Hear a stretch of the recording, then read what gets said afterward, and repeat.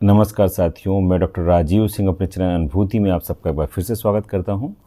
और साथियों, जून का महीना इस समय शुरू हो गया है और हर तरफ गर्मी का आलम है। तो इससे सिर्फ मनुष्य ही नहीं परेशान होते, हमारे जो ये डेयरी एनिमल्स हैं उनमें भी गर्मी की वजह से बहुत सारी दिक्कत आती है। ख़ासकर अगर आपके पास क्रॉस ब्रेड गाय यानी एचएफ और जर्सी क्रॉस रखे हुए हैं तो आपको पता होगा कि आप कितनी बड़ी दिक्कत झेल रहे हैं। हर 1 डिग्री टेम्परेचर बढ़ने के साथ इनके प्रोडक्शन में गिरावट आती है और इनकी परफॉर्मेंस जो है वो गिरती जाती है। आज मैं आपको बताऊंगा कुछ ऐसे तरीके, कुछ इस तरह के आजमाए हुए तरीके जो अगर आप फॉलो करेंगे तो आपका पशु जो है वो हीट स्ट्रेस को बड़ा आराम से झेल जाएगा और उसके प्रोडक्शन पर भी कोई असर नहीं पड़ेगा। तो क्या है वो, आइए जानते हैं।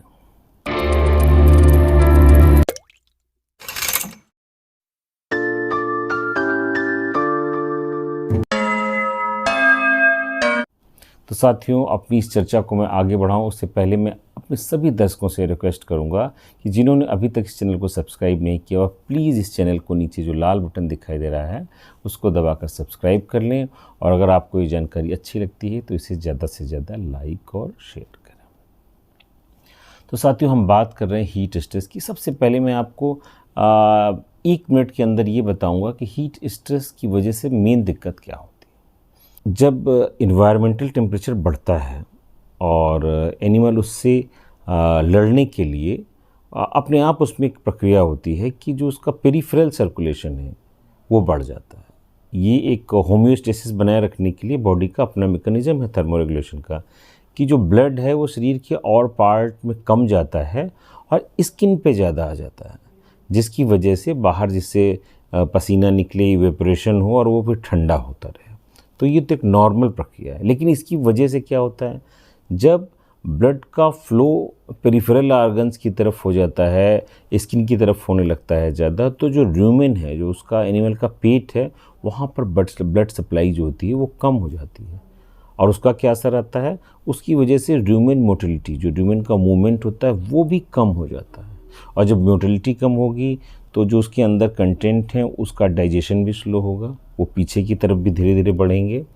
और इसकी वजह से एनिमल को भूख कम महसूस होती है, क्योंकि उसका पेट उसको भरा हुआ महसूस होता है ह्यूमन मोटिलिटी की कम हो जाने के कारण। गर्मी के कारण एक और दिक्कत आती है, ये पैंक्रियाज को इफ़ेक्ट करता है, थायराइड ग्लैंड को इफ़ेक्ट करता है। जो हीट होती है, एक्सेस टेम्परेचर होता है, तो उसकी जब पैंक्रियाज इफ़ेक्ट होगा तो डाइजेस्टिव एंजाइम्स जो है वो पैंक्रियाज से निकलते हैं, वो भी इफ़ेक्ट होते हैं।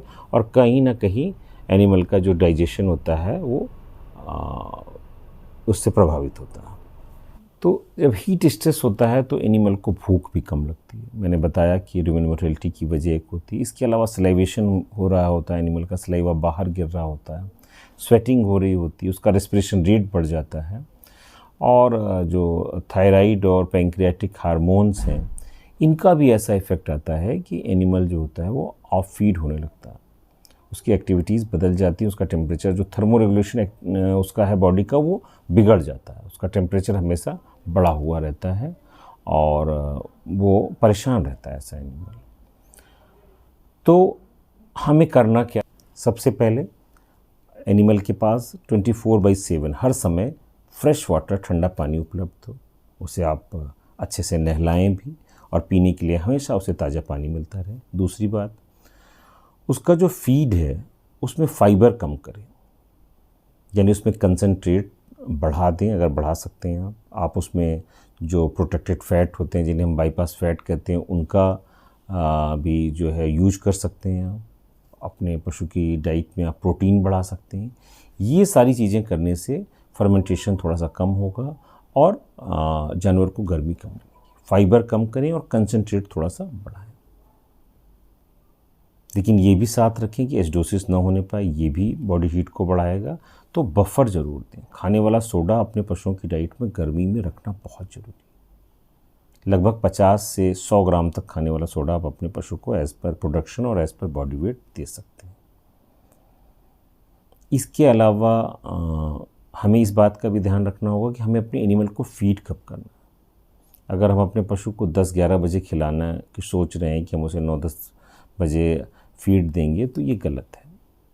हमें उसे ठंडे समय में, दिन के ठंडे समय में खिलाना है, मतलब अर्ली मॉर्निंग और लेट इवनिंग। जब हम उसे, मान लीजिए अपने एनिमल को हम 6 बजे खिलाते हैं तो जो फर्मेंटेशन से हीट पैदा होगी मैक्सिमम वो 8-9 बजे के आसपास होगी, उस समय उतनी गर्मी नहीं होती है। लेकिन अगर हम अपने पशु को 9 बजे खिलाएंगे तो वो जो हीट प्रोडक्शन का काम है वो सबसे ज़्यादा होगा 11-12 बजे के करीब होगा, और उस समय इन्वायरमेंटल टेम्परेचर जो होता है बहुत बढ़ा हुआ होगा। तो हम अवॉइड करें, लगभग 80% जो हमें अपने पशु को राशन देना है वो सुबह और शाम में दें, जब थोड़ा सा ठंडा रहता है। मैंने जैसे पहले बताया कि उसकी डाइट में कंसनट्रेट बढ़ाएं, प्रोटीन बढ़ाएं, बाईपास फैट का इंक्लूज़न करें। तो ये सब चीज़ें, जो लोग ऑयल भी देते हैं थोड़ा बहुत, तो ये सब चीज़ें जो हैं एनिमल को गर्मी से लड़ने में भी मदद करते हैं और उसका प्रोडक्शन भी बनाए रखते हैं। इसके अलावा अगर हम मिनरल्स और विटामिन्स की बात करें तो सबसे ज़्यादा ज़रूरी है सोडियम, पोटेशियम, क्रोमियम, इस तरह के मिनरल्स का रोल। और इसके साथ साथ जो विटामिन्स हैं उसमें विटामिन ए, डी, ई है, सेलेनियम है, विटामिन सी है, इनका रोल बहुत है। विटामिन B3 नियासिनामाइड या जो नियासिन है ये भी बहुत इम्पोर्टेंट है। लगभग 5 से 6 ग्राम अगर पशु को ये मिलता है तो उससे गर्मी से लड़ने की उसमें पूरी जो है शक्ति रहती है। तो अब ये सब चीज़ें कहाँ से लाएंगे, कैसे देंगे? तो मार्केट में बहुत सारी प्रिपरेशन है, अवेलेबल है। आप अगर अलग अलग आपको ये टफ़ लगता है तो आप मार्केट में जाएं, जैसे कैरस का ORT लार्ज है, लिक्विड फॉर्म में अवेलेबल है, रिंटोज़ ओरल है, बीटा ओरल करके वेटोक्विनाल का अवेलेबल है, इलेक्ट्रोबेस्ट, और इस तरह की कई प्रिपरेशन है। मैकवेल कंपनी का माकूल है। तो ये सब इलेक्ट्रोलाइट सोल्यूशन है, इनमें डेक्सट्रोज़ भी है और तमाम इलेक्ट्रोलाइट्स और विटामिन्स मिलाए हुए हैं। तो इनको जब आप अपने एनिमल को देना शुरू करते हैं तो उसको आराम मिलता है।